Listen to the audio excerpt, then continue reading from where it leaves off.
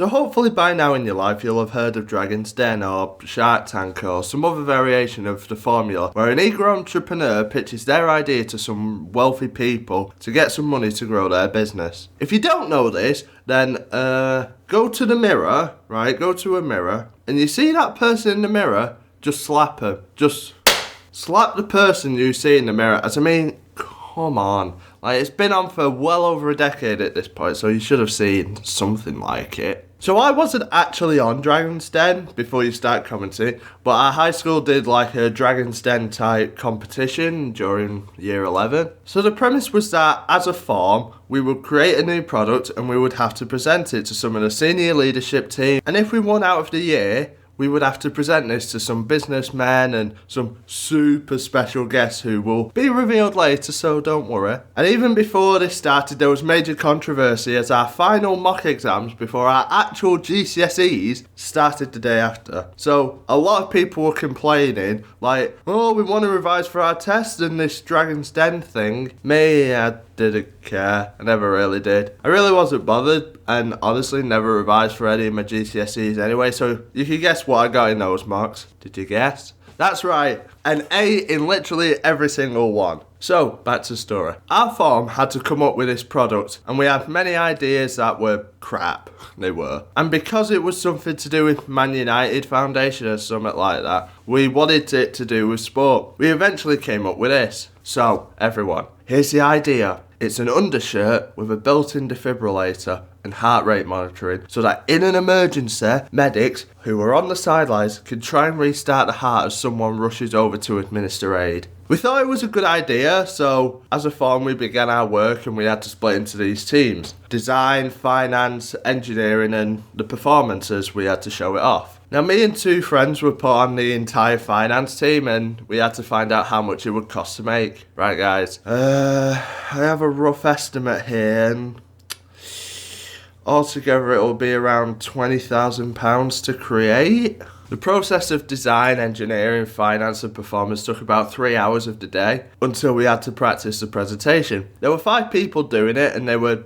going alright, but me being me, it was quite boring and standard, I guess. I thought it would need some uniqueness, some pizzazz, and I eventually got roped into this presentation and was the main person talking in it. Wow, thanks. Now I really didn't have a problem with this as I had experience doing presentations at school, and the reason I was basically forced into this was because I had an old YouTube channel back in like 2013, 2014 and had built up my speaking confidence during that time. And anyway, most people in my year group knew about my channel, even a few teachers knew. Wow, that didn't end up well. So I was now the face of our new product, the SAS. I don't remember what it stood for, but it was something like save something, so yeah. A few of the other forms had gone before and one of my mates who did their presentation said it was so hard and stressful. Naturally, I was nervous because, I was just perfectly ready. I had confidence that I would do alright and our team would do well. We went into the room and there were sat 4 teachers, our head of year, 2 assistant heads and the pastoral care teacher who had something to do with our year, but I can't remember. I took a deep breath and...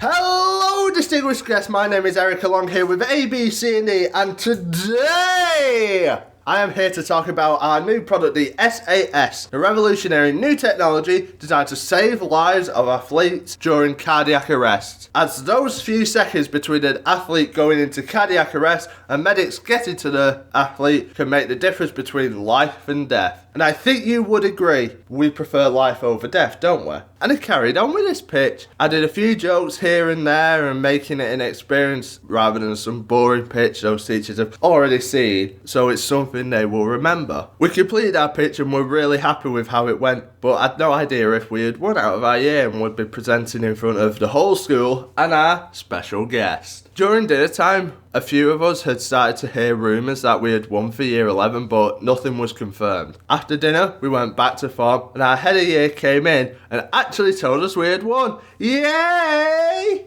Wow, well done me. We all celebrated and us lot who were presenting knew what this meant. We had to do that whole presentation again, but now in front of the whole school. actual businessmen, and a super special guest. We were so nervous and surprisingly, even me, despite being a good public speaker most of the time, we had to rehearse our presentation a few times before we went into the rec, where the whole school was. Us year 11s were lucky as we were able to sit at the back on the seats rather than on the floor like the rest of them.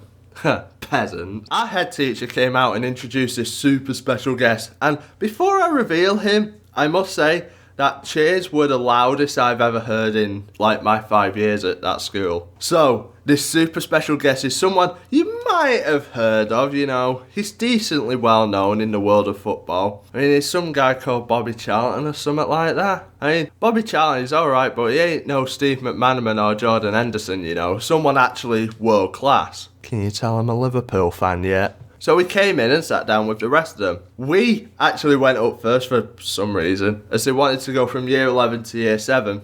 Oh well, our group got up with our materials and walked to the front and began our presentation. Hello distinguished guests, my name is Erica Long here with A, B, C and D, and today I'm here to talk about our new product, the SAS, the revolutionary new technology designed to save lives of athletes during cardiac arrest, as those few seconds between an athlete going into cardiac arrest and medics getting to the athlete can make all the difference between life and death. And I think we could all agree that we would rather have these athletes alive than dead. It was going very well, and as I wanted, we were getting laughs out of the audience and our guests, which I was very happy about. But then, well, I had to do a Q&A about our products, and I only remember one question because it was very stupid. That was about using this in a pool. Like, really? You're asking if a defibrillator can be used in a pool? Well, Mr. Businessman, how about you go in a pool and I'll chuck a toaster to see how high-powered electronics work in water? Go on then, mate. Do it! But because of this, I kind of like panicked. It's like, what a stupid question. And I was like, well, no, obviously not. And he seemed quite disappointed. Like, what? I even got to talk to Bobby for a few minutes as we discussed it, and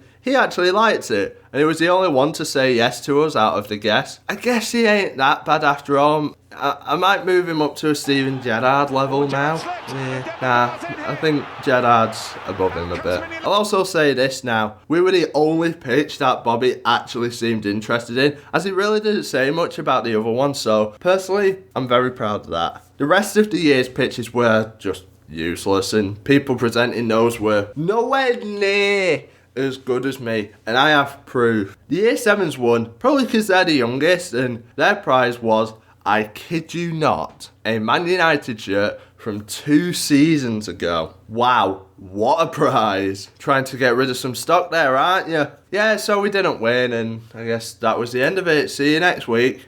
Wait, I'm back. No, remember, there's something else. Oh, fine. Hey, okay. But then the next day, out of nowhere, during form in the morning, it turns out that Bobby Charlton loved my presenting so much that the fact I was so confident, so articulate, and doing this without any kind of script, that he decided from out of nowhere to reward me personally with a £50 Amazon gift card. I mean, wow, like, seriously, thank you so much. It means a lot to me. I'm actually so proud of that moment, as it's an actual skill I have. Even though I've tried to prove to my dad that sitting down is a skill, and he says it ain't. But honestly, this was one of the greatest moments in my life, and with this video, I will never forget it. So, thank you. See you next week.